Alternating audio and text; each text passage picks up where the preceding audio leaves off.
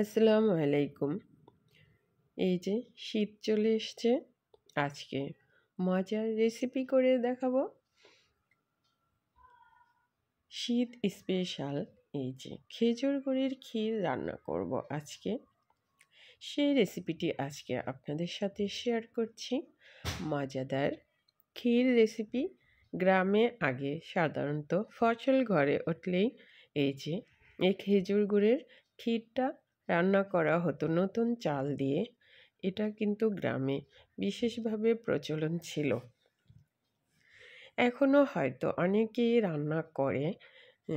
তাই আজকে আমি এই মজাদার সুস্বাদু খেজুর গুড়ের ক্ষীর, যেটা খেলে একদম মুখে লেগে থাকবে। কালার দেখে তো বুঝতেই পারছেন এটা কতটা মজাদার হবে, দেখে বোঝা যায়। সেজন্য যে ভিডিওটা ফার্স্ট থেকে লাস্ট পর্যন্ত দেখতে হবে আপনাদেরকে, তাহলে মজাদার ক্ষীরটা রান্না করতে পারবেন।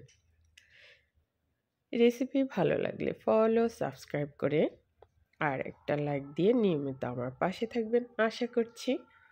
আর মজাদার ক্ষীর রেসিপিটা দেখে অবশ্যই সবাই একবার হলেও ট্রাই করবেন। মেহমান আসলে যে এই শীতে এই ক্ষীরটা করে দিবেন।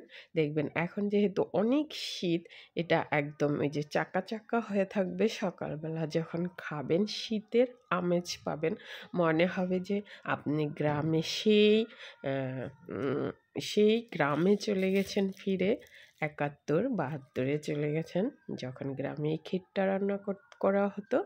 এখন মূল রান্নায় চলে যাব তাহলে। সে পর্যন্ত সবাই আমার সাথেই থাকবেন আশা করছি।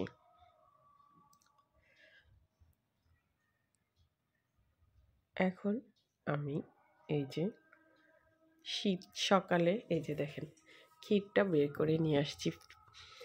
সকালে দেখেন একদম মনে হচ্ছে না যে আগে গ্রামে এমন শক্ত শক্ত ক্ষীরটা খেতাম। দেখে মনে হচ্ছে না? আমি এখন সকালে আপনাদেরকে দেখাচ্ছি এই ক্ষীরটা। দেখেন এই ক্ষীরটা যখন রান্না করবেন মনে হবে আপনি সেকালে চলে গেছেন। এখন তাহলে রান্না করে দেখাবো।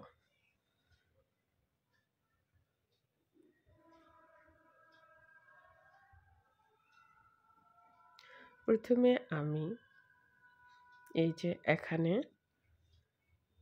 1 কাপের একটু কম হবে, অর্থাৎ 1 কাপ হয়তো একটু কম হবে চাল নিয়েছি, চিনি গুঁড়া পোলার চাল।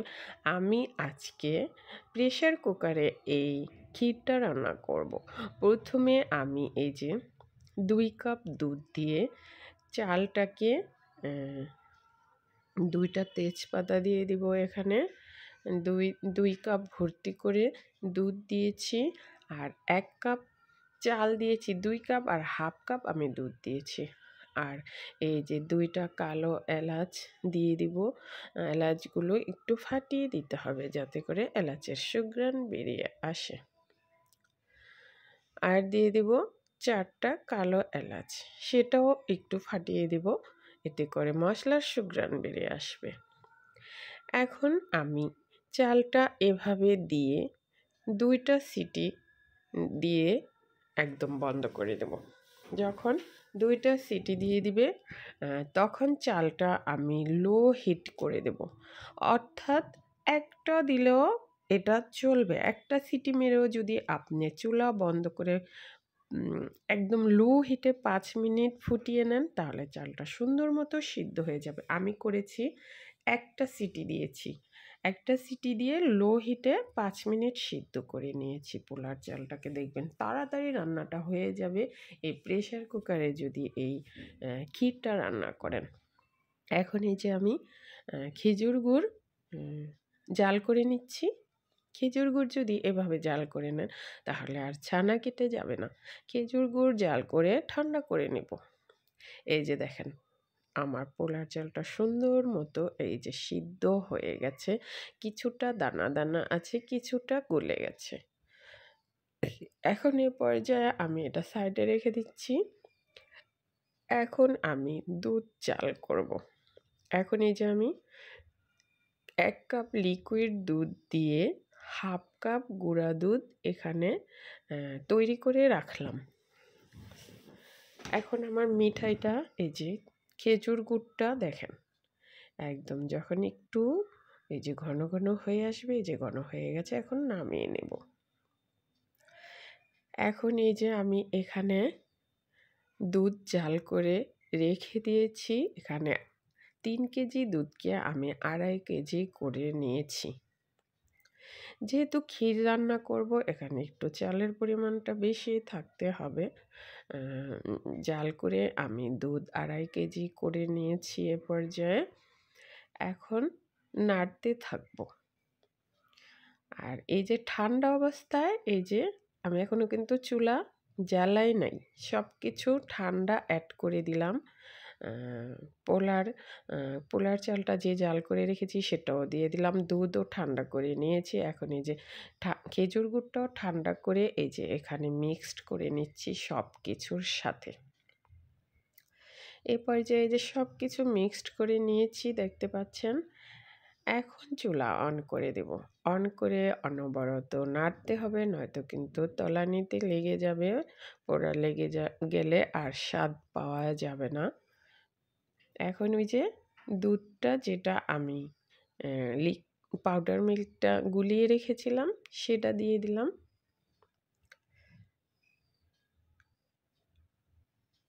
স্বাদের জন্য সামান্য লবণ দিয়ে দিব। আর আমি যখনই খেজুর গুড় দিয়ে কিছু রান্না করি, খেজুর গুড়টা আমি সবটা অ্যাড করি না, সাথে একটু চিনি দিই। এখন আমি এই যে 2 মুঠ এখানে চিনি দিয়ে দিয়েছি। চিনি দিলে কি হয়, মিষ্টির স্বাদটা একটু বেশি পাওয়া যায়, সাথে চিনিটা অ্যাড করলে আর কালারটাও সুন্দর আসে। এই যে দেখেন খেজুর গুড় দিয়ে চিনি দিয়ে দিয়েছি। আর যদি আপনারা ভালো মানের খেজুর গুড় কিনে আনেন তাহলে আর জাল করতে হয় না। তখন কি করবেন, একটু দুধের মধ্যে আলাদা অল্প একটু দুধ নিয়ে মিঠাই দিয়ে দেখবেন ছানা কাটছে কিনা, তখন আর মিঠাই গুড় জাল করতে হয় না। এখন এই যে আমার ক্ষীর হয়ে গেছে, আমি দিয়ে দিলাম কাজু বাদাম, কাঠবাদাম, পেস্তা বাদাম কুচি একসাথে। এতে করে স্বাদটা বেশি পাওয়া যাবে। এই যে আমার খেজুর গুড়ের ক্ষীর হয়ে গেছে দেখেন, ভীষণ মজাদার এই ক্ষীরটা। চাইলে একবার ট্রাই করতে পারেন। পরিবারের সবাইকে এই শীতে রান্না করে খাওয়াবেন, সবাই খেয়ে মুগ্ধ হয়ে যাবে, মুখে লেগে থাকার মতো।